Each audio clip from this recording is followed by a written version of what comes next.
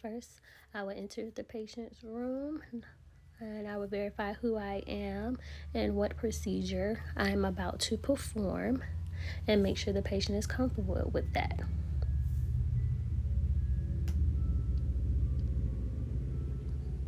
Then I will continue to wash my hands before the procedure begins.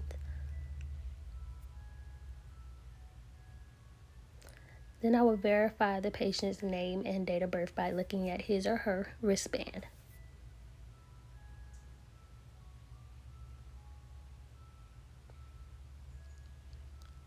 The first step I'm going to perform is the temperature. So as you can see here, I'm cleaning off the thermometer before I place it in his mouth.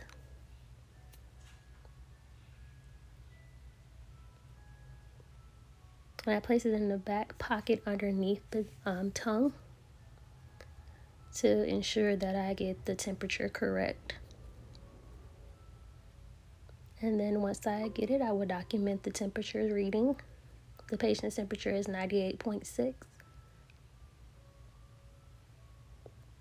Then I will proceed to taking the patient's pulse and respiration. I will lie the patient hand across his chest so I can watch the rise and fall of his chest while I do respirations, as well as I take his pulse. But I will not tell the patient that I'm going to take his respiration because it could alter the respiration. So here I'm waiting 30 seconds for the pulse, multiplying it by 2. Then I will also wait another 30 seconds as I watch his chest rise and fall.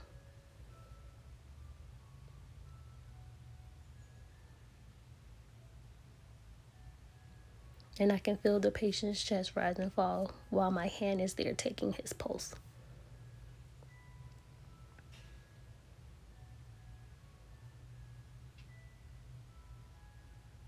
Once I have waited at least 1 minute while doing the pressure and respiration, I'm going to chart my findings.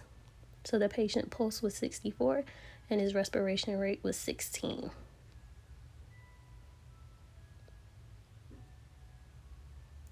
So now I'm going to take the patient's blood pressure using the 2-step method. So I'm going to make sure I at least put it above 2.5 inches of the brachial point in his arm so that I get an accurate reading while doing his blood pressure. So I'm going to take it up to the last pulse that I feel in his arms. Once I get that number, I'm going to take it up 30 milliliters more. So I ensure that I do not miss his systolic blood pressure number, his top number. So I'm going to release the air in the blood pressure cuff so I can get prepared to take his actual blood pressure. Once I ensure that the blood pressure cuff is inflated, I will wait about 30 seconds before performing the actual blood pressure on his arm again.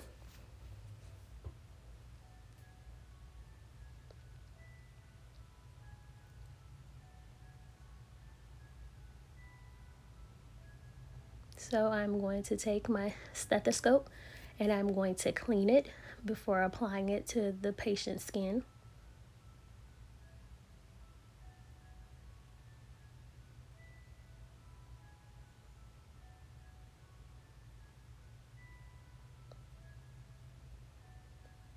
I'll make sure I can hear out of my stethoscope, so when I place it on the patient's arm, I can clearly hear his pulse.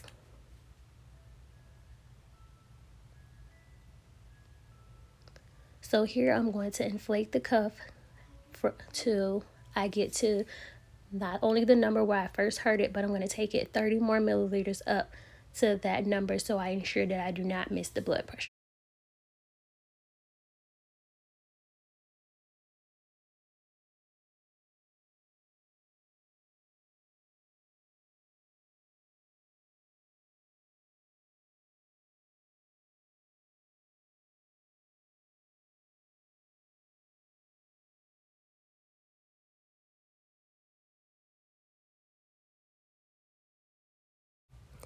And once I've got the patient's blood pressure, I will continue to document what the findings were.